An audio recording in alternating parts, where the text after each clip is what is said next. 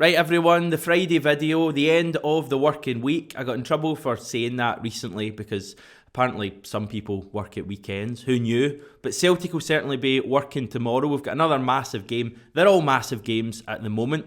To be fair, this game probably isn't quite as massive as the one at Tynecastle on Wednesday, and it's certainly not as massive as the one coming up against Rangers next Wednesday. But in its own way, it's just as massive because you still get the same 3 points for victory.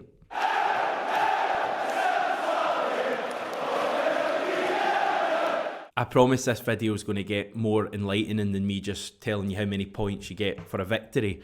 But it has actually been games like tomorrow that Celtic have struggled in more this season. Sure, at the start of the season we lost at Tynecastle, we lost at Ibrox, but our record against the so-called bigger teams in the league has actually been quite impressive. This year we took 6 from 6 against Aberdeen, Motherwell and Hibs. We've beaten Hearts the last 2 times now.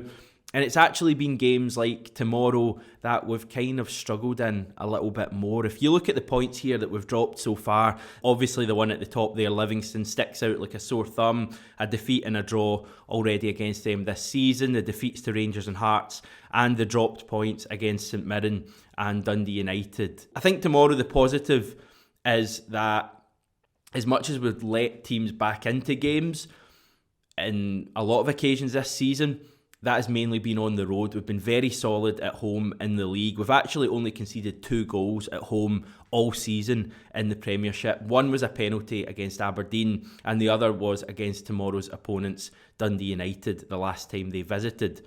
It is a very different Dundee United side to the one we faced in September, and we'll get onto that in a few minutes. But before that, we'll bring you some of today's news. The big headline news from today's press conference with regards to Ange is that he reckons our incoming business is done for January. Ange says, I wouldn't be expecting anyone else in. We have heard that before from you, Ange, though. I guess with a couple of days to go in the window, though, this time he does really mean it. But he does think that players are going to have to leave Celtic this month between now and the end of the window, and perhaps even beyond. Now, Albion Ajeti is said to be a target for FC Basel, his former club. Ajeti is injured at the moment, so we'll have to wait and see if a deal can be done.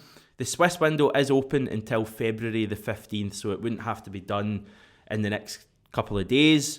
I would definitely like to see Ajeti, Bolingoli and Barkas moved on in the very near future. Potentially Ismaila Soro as well, but we're perhaps just a little bit too light at the moment to let him go where we have so many injuries. Soro came on at Tynecastle for a couple of minutes at the end on Wednesday night. In terms of loans, Ange says Celtic are still working on trying to get some loan opportunities for some of our boys. It seems like Adam Montgomery's loan move to Kilmarnock until the end of the season is done. That's what I'm told by my very secret Killie source, so expect that one to be announced at some stage. It does seem like a good fit that for Montgomery, going to a team who will have most of the possession and most of the kind of chances in that league this season. People may moan a little bit about the plastic pitch, the artificial surface at Rugby Park, but it didn't seem to do Christopher Ayer any harm when he went on loan to Kilmarnock a few years ago. By the way, talking of artificial surfaces, Alloa midfielder Mohamed Niang has received a 2-match ban for his horrendous challenge on Yosuke Ideguchi last weekend in the Scottish Cup tie. He will miss their upcoming clash against Czech's Notes Clyde, as well as the Scottish Cup third round tie that Alloa play next season. Now, given that Celtic don't even enter the competition until the 4th round, it seems like a fat lot of use that. Let's move on to Dundee United, and this is what the Scottish Premiership table looked like after their last visit to Celtic Park. As you can see, we were an absolute shambles. It just shows how horrendous our start was, and it's quite something that Ange has got us in a title race after that start. Dundee United, as you can see, had 11 points from 7 games. They actually won their following 3 matches after visiting Celtic Park, so that was 20 points after 10 matches.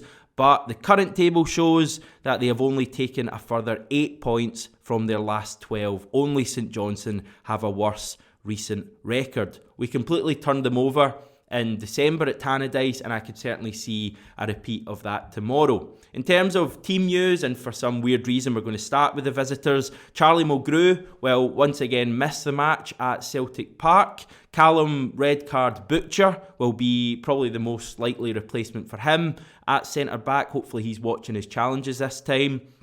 A reminder, by the way, just in case you've forgotten or weren't aware, Dundee United now have Tony Watt in their side. He will most likely lead the line for them up front. He's yet to score for his new club, so we all know what that means, that he won't score tomorrow because he's not going to get past our defence. Finally, Dundee United's Giando Fuchs has today joined Peterborough United, so Dundee United will have a midfield gap to plug as well as that Charlie Mulgrew shaped one. In terms of Celtic, I haven't actually heard Ange's injury update today at the time of me recording. Today's press conference isn't on YouTube, so I can't have a browse there. Certainly nothing big reported. I would reckon that we're looking at the same squad as we had on Wednesday at Tynecastle, and I think it will probably be a similar team, perhaps with Ralston and Abada being the only changes. I think that team is good enough to win by a few goals tomorrow. It would be great, obviously, to go into Wednesday night with a good bit of confidence, but as always with Celtic, as we all know, the 3 points are basically the only thing that matters.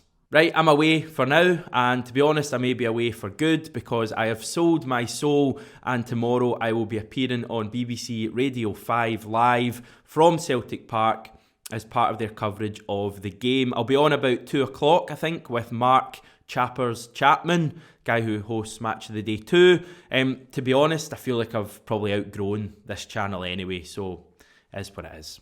I'm joking, by the way, before you send me endless abuse on Twitter. It's just a wee opportunity for me to talk up Celtic to an audience mainly down south. I'll hopefully get a wee mention for 67 Hail Hail and all you wonderful people as well. In terms of the game, looking forward to it. It's our first Saturday 3pm kickoff since the 30th of October, the draw against Livingston 3 months ago. So let's savour it tomorrow. Remember, we're going for 25,000 subscribers before kick-off next Wednesday against Rangers. And if we manage that, I have already promised you, GG is going to net a hat-trick. We had 100 more of you joining yesterday. If we could replicate that again today, then that would be just brilliant. Thanks again for watching, everyone. Have a lovely Friday night. We're back tomorrow after the game.